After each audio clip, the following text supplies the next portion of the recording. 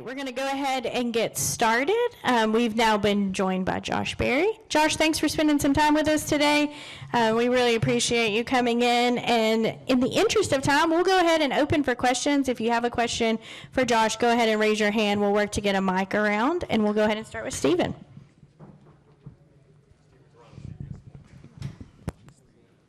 Stephen Toronto, CBS Sports. Josh, I guess just to follow up from the fairgrounds on Thursday night, can you explain exactly what the infraction was and what was found and ultimately what led to the DQ?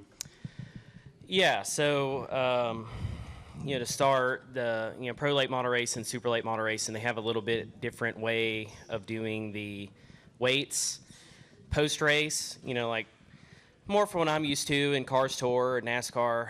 They allow you, kind of just fill up the car with gas and weigh it, similar to what you would do pre-race. That's not how they do it on that because they're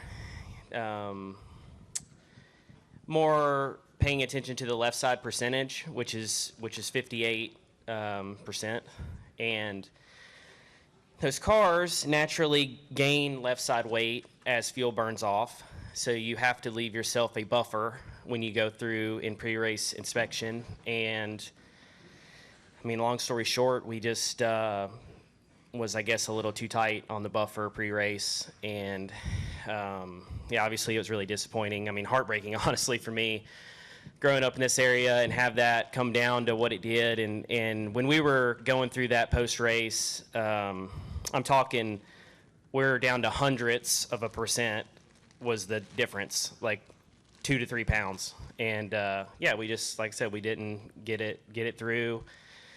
My initial roll on was 100th to the good, which was still too close, but 100th to the good. But my helmet was hanging on the hook right here and not in my hands.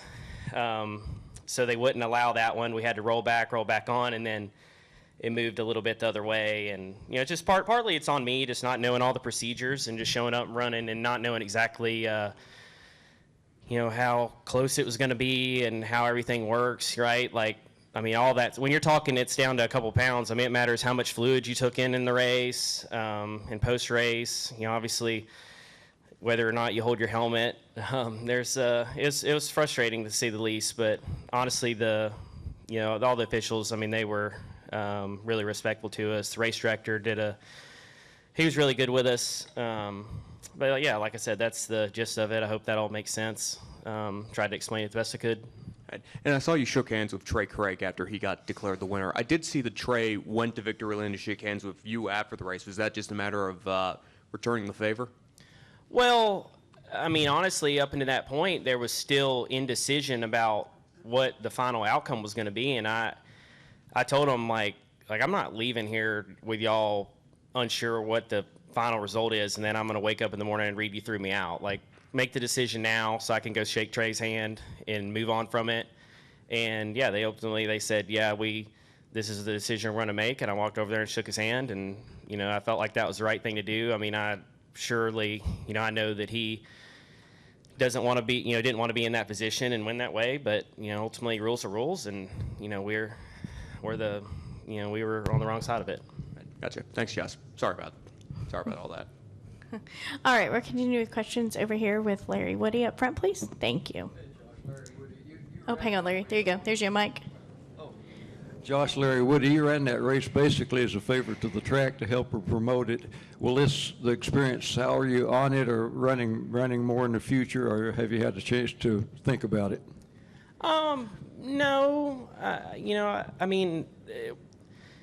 It's difficult to run those races just with our schedule. They're expensive. I had a conversation with Ross a few weeks ago, right? And I asked him if he was going back, and he's like, man, it's just so hard to put a deal together, and it costs so much money to go do that, really. That would be the only thing that really, that makes it difficult to go do. But, rules are rules, right? It was close. Part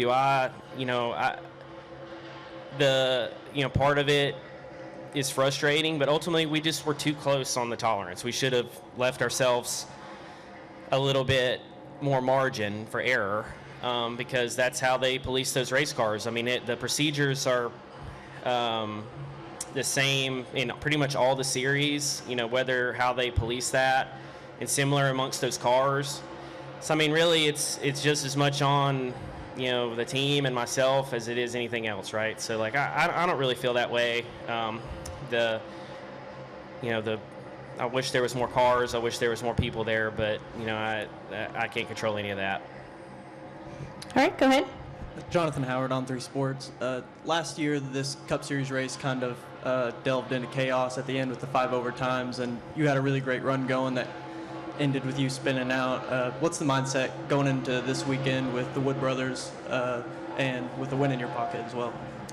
Yeah, I mean, nothing's really changed too much from our side of things, right? Like, just try to have a good practice and qualifying today. Hopefully, get ourselves some decent track position and a good pit stall, and go to work tomorrow and go racing, right? Like, we were.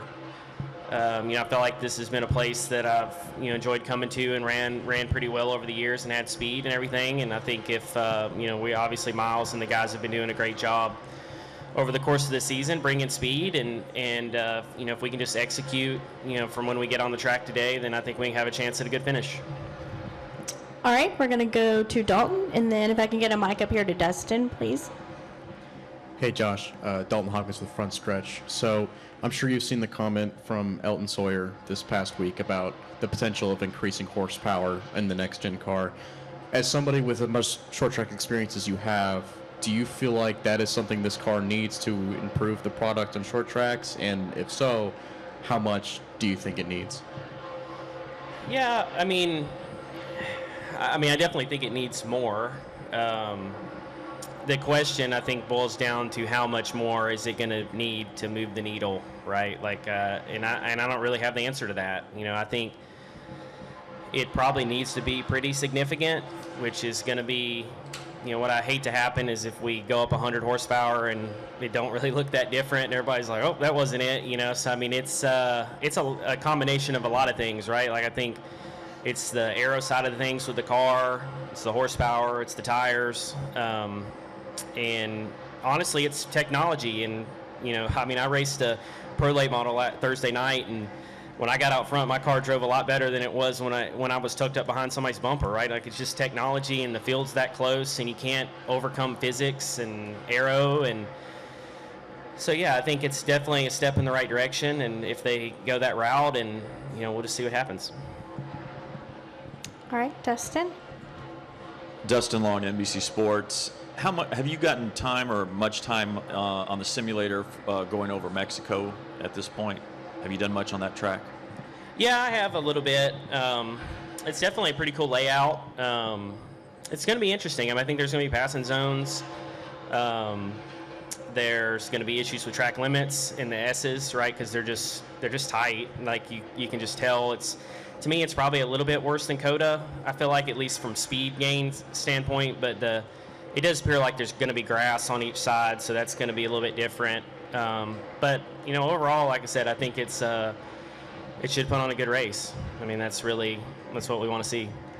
So with racing at a higher elevation, here talk about it's going to sap the horsepower. So is that factored in when you're doing it? Does it feel a bit slower comparatively, or do you get a sense of that in that? It's hard to get a sense of that. Our engineers and everybody at Ford kind of was talking about that, and we're trying to recreate it, I guess, or, think about it. But I'll be honest, I've never had that experience, or, never raced in a higher elevation like that to really know how much it'll change things or not. Obviously, a bunch of other forms of racing have been there in different places. So obviously can communicate with those guys to get an idea, but I'm not really sure if it'll be enough to notice or not. And is there anything you're doing or can do to prepare yourself and your body for racing at 7,500 feet elevation? I don't know. I've never done that, right? So it's hard to say. It's something probably to think about a little bit, but thankfully we're going to be there on Thursday, it sounds like, so we'll have a couple of days to acclimate to it. But I really haven't thought about that too much, I guess. Josh, the in-season challenge, the top 32 after tomorrow night are in the field. With the focus on winning week to week, how much is there that thought about this, since the true racing for those who are in the top 32 kind of really begins in Atlanta? And the $1 million prize, is that something that gets your attention?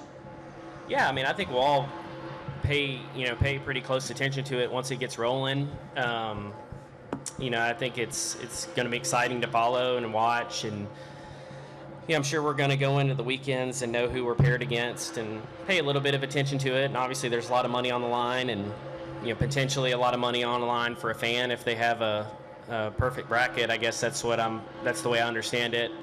So it'll be cool to follow. Like I said, it'll be a cool storyline, and I'm sure we'll pay a little bit of attention to it and who we're up against, and it should be fun. All right. Any final questions? Did I miss anybody? All right, Josh, thanks so much. Best of luck this weekend. Yep.